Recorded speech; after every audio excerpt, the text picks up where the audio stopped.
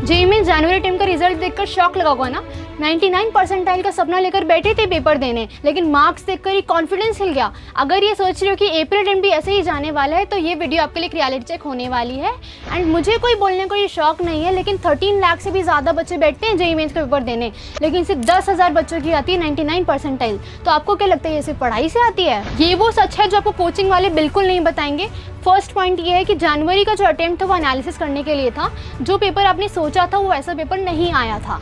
Second point है कि syllabus complete करना ज़रूरी नहीं है, लेकिन स्मार्ट सिलेक्शन बहुत ज़्यादा ज़रूरी है। तीसरा नंबर ये रहेगा कि हर एक नंबर का एक कॉम्पिटिशन होता है, हार्डवर्क भी ज़रूरी है, लेकिन उसके साथ साथ एग्जाम स्किल्स भी आने चाहिए, पेपर लिखना कैसे है, अटेम्प्ट कैसे करना है। एंड चौथा पॉइंट, अप्रैल अटेम्प्ट में वही इंप्रूव करेगा जिसको पता है कि उसने गलतियाँ क्या करी थी, उसके वीक एरियाज़ क्या थे। Hi guys, this is Isha Singh और आज मैं बताने वाली हूँ एक ऐसी स्ट्रैटेजी जो लास्ट के 30 दिन बचे हैं, इसके अंदर आप कैसे इंप्रूव कर सकते हैं एंड 99 परसेंटाइल ला सकते हैं। तो हमारी स्ट्रैटेजी का नाम है बूस्ट और पहला पॉइंट आता है ब्रेक डाउन द सिलेबस।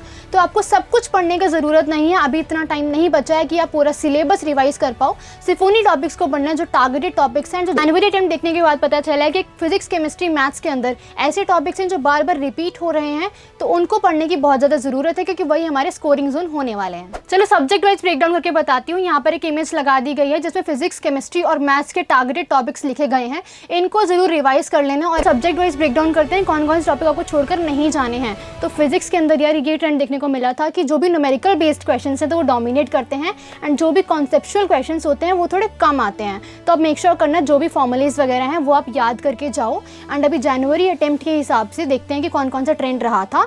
तो पहला मॉडर्न फिजिक्स, तो ये बिल्कुल छोड़ के मत जाना, एनसीईआरटी से आते हैं सारे क्वेश्चंस। फोटो इलेक्ट्रिक इफेक्ट हो गया, एटॉमिक स्ट्रक्चर हो गया, तो ये सारे क्वेश्चंस बहुत ज़्यादा डोमिनेट करने को मिलेंगे। तो अप्रैल एंड में सोचना कि ये सब तो आप पढ़ कर ही जाओ। एंड सेकंड आता है सेमीकंडक्टर्स और कम्युनिकेशन सिस्टम। इसके अंदर सिंपल थ्योरेटिकल क्वेश्चंस देखने को मिलेंगे, जो भी आपके थ्योरी से क्वेश्चंस होंगे वो एमसीक्यू में आ जाएंगे। एंड तीसरा आता है इलेक्ट्रोस्टैटिक्स और करंट इलेक्ट्रिसिटी। यहाँ पर एप्लीकेशन बेस्ड क्वेश्चंस होंगे जो काफ़ी शॉर्ट होंगे, तो आप मेक श्योर करना कि ये सारे टॉपिक्स आप जरूर पढ़ के जाओ। जैसे कुछ स्मार्ट मूव्स आपको बिल्कुल स्किप करके नहीं जाना है। तो मॉडर्न फिजिक्स आपको एनसीईआरटी से करनी है, डायरेक्ट सवाल वहीं से पूछे जाते हैं। दूसरा इलेक्ट्रोस्टैटिक्स और करंट इलेक्ट्रिसिटी, जहाँ पे फॉर्मूला बेस्ड क्वेश्चंस आपको देखने को मिलेंगे, तो फॉर्मूले ज़रूर याद कर लेना। और तीसरा जो PYQs होते हैं और मॉक टेस्ट होते हैं उनको देना मत भूलना। तो अब बात करते हैं केमिस्ट्री की, जो जनवरी अटेम्प्ट के अंदर फिजिक्स पे थोड़ा सा टफर साइड के ऊपर था, बट यहाँ से भी एनसीईआरटी से डायरेक्ट क्वेश्चंस पूछे जाते हैं इनऑर्गेनिक और ऑर्गेनिक केमिस्ट्री दोनों के अंदर। एंड जनवरी अटेम्प्ट के अकॉर्डिंग हमारे ट्रेंड देख लेते हैं कौन कौन से टॉपिक सबसे ज़्यादा पूछे गए थे। कोऑर्डिनेशन कंपाउंड से एनसीईआरटी से डायरेक्ट क्वेश्चन पूछे जाएंगे। दूसरा आता है P ब्लॉक एलिमेंट्स, जहाँ पे कॉन्सेप्ट बेस्ड MCQs होते हैं। तीसरा आता है अल्कोहल, फिनॉल और ईथर, जिसकी नेम रिएक्शंस और कन्वर्शंस बिल्कुल याद करके जाना। और एक प्रो टिप है कि आपको हमेशा लिख कर याद करने नेम रिएक्शंस, मैंने भी वैसे ही करी थी एंड उससे काफ़ी ज़्यादा हेल्प होती है आपकी पेपर के टाइम पर। अब बात करते हैं लास्ट सब्जेक्ट के बारे में, मैथ्स। तो एज यूजुअली काफ़ी ज़्यादा लेंदी देखने को मिला था, बट प्रेडिक्टेबल था। अगर आप ढंग से इसको प्रिपेयर करोगे तो 10-12 क्वेश्चन तो ऐसे फ्री में निकल जाते हैं। अब बात कर लेते हैं जनवरी अटेम्प्ट में कौन कौन से टॉपिक सबसे ज़्यादा पूछे गए थे। तो पहला आता है हमारे कैलकुलस से इंटीग्रेशन और डिफरेंशिएशन। तो यहाँ पर काफ़ी ज़्यादा लेंदी क्वेश्चंस हैं, लेकिन आप प्रैक्टिस ज़रूर करना।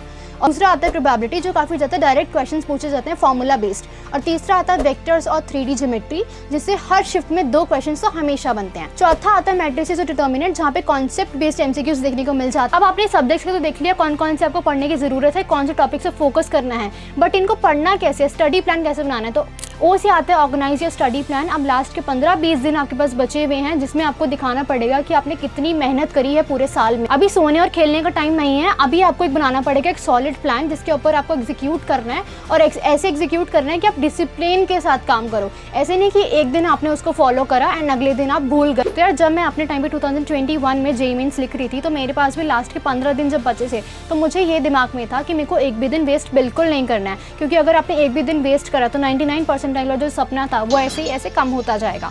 तो आपको क्या करना है, कुछ गोल्डन रूल्स को अप्लाई करना है। तो जैसे ही आप सुबह उठते हो तो आपको काफ़ी ज़्यादा फ्रेश माइंड होता है एंड आप टफ चीज़ों को जल्दी सॉल्व कर पाते हो। तो मैथ्स के जो भी चैलेंजिंग पार्ट आपको लगता है, MCQs वगैरह या फिर कोई भी टफ न्यूमेरिकल्स, तो आप उनको सॉल्व करने का ट्राई करो। एंड सुबह सुबह आप एक बार शॉर्ट नोट्स बना लो, जिसके अंदर आपको सारे फॉर्मूलेज लिखे होंगे मैथ्स, केमिस्ट्री और फिजिक्स के। तो वो क्या करो, आप सुबह सुबह उठकर देख लो एक बार। तो फिर आप थोड़ा सा रेस्ट करो, आराम करो, क्योंकि हेल्थ भी बहुत ज़्यादा इंपॉर्टेंट पार्ट है। अगर आपकी हेल्थ ढंग से नहीं होगी तो एग्जाम्स के अंदर थोड़ा सा उसका फिर वीकनेस थिकनेस वगैरह दिख जाएगा।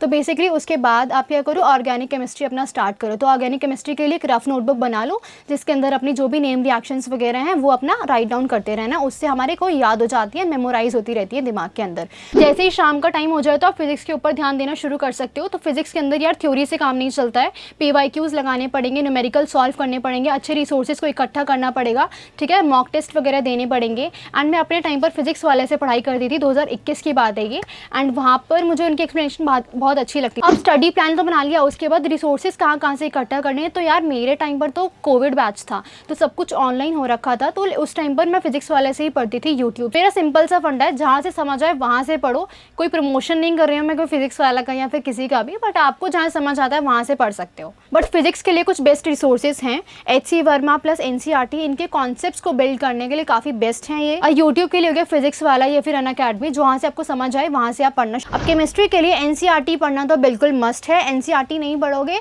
तो बहुत लॉस में जाओगे। और दूसरा आता है MS चौहान, जिसमें आपको ऑर्गेनिक के एडवांस्ड क्वेश्चंस मिल जाएंगे। तीसरा आता है अनावस्थी, जहाँ पे फिजिकल के लिए न्यूमेरिकल्स प्रैक्टिस करने को मिल जाएंगे। चौथा आता है RC मुखर्जी, अगर फिजिकल और स्ट्रॉन्ग करनी है तो। और यूट्यूब हो गया जैसे सरल वगैरह। मैथ्स के लिए बात करते हैं तो अरिहंत को मैं फॉलो करती थी उस टाइम पर, तो JEE एडवांस के लेवल के क्वेश्चंस वहाँ पर बन रहे होते हैं। और PYQs काफ़ी ज़्यादा इंपॉर्टेंट है, उसको सॉल्व करना, पैटर्न समझना। तीसरा आता है हमारा ब्लैक बुक, जो एडवांस लेवल के लिए है, अगर आपको ज़्यादा प्रैक्टिस करनी है तो यूट्यूब आपका वही हो गया, अनअकैडमी, JEE या फिर फिजिक्स। और ऐसे आता है कि हमारे जो प्रीवियस ईयर क्वेश्चंस हैं उनको सॉल्व कैसे करना है और मॉक टेस्ट कैसे देना है।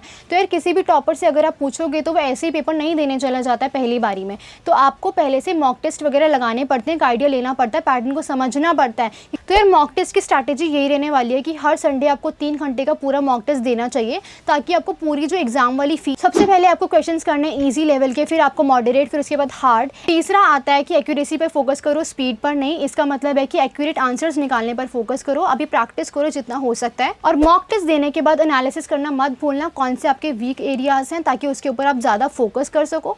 अब लास्ट पार्ट आता है टाइम मैनेजमेंट करना कैसे है पेपर के अंदर। तो बेसिकली आपको फिजिक्स को, केमिस्ट्री को, मैथ्स को कितना टाइम देना है और शुरुआत किससे करनी है। तो बेसिकली आप पहले फिजिक्स से स्टार्ट कर सकते हो, जिसके अंदर फॉर्मूला बेस्ड क्वेश्चंस होते हैं।